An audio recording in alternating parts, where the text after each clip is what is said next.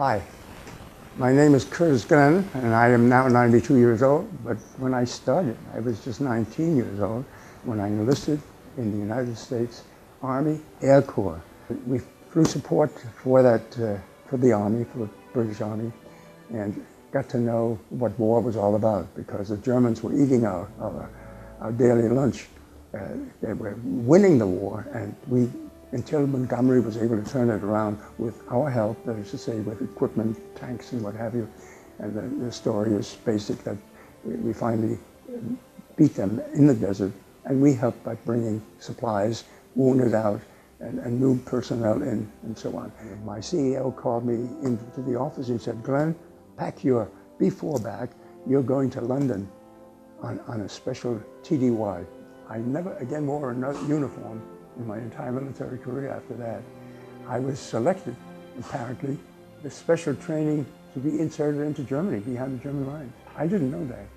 And I had volunteered myself, but I didn't know that either. Huh. And here I was in OSS, not understanding at first what was going on, in a unit that was made up of the oddest people you've ever met in your life.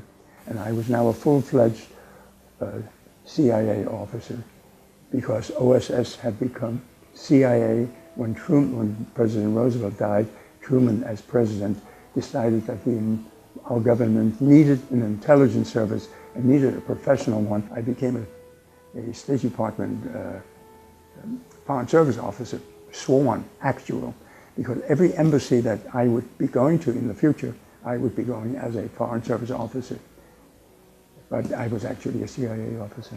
In Vietnam, which of course was a losing proposition from the word go, I had a very responsible job and was in charge of all the operations against the Viet Cong in Vietnam. My biggest mission in Vietnam was to attempt to recover Americans who were taken prisoner in Vietnam before they were sent on to Hanoi. Whatever you could imagine happened at some point or other in Vietnam. It was never a dull moment. When you'd be driving down a way and a bomb would explode 2 minutes from you, and you'd say, boy, another mile and a half and it would have been me. And eventually I became a member of a task force that was headed by an ambassador.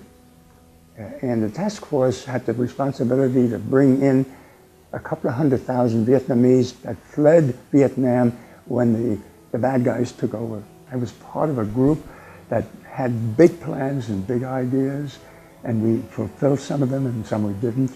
But it was an extraordinary experience in my life to be part of something as wonderful as that and as important.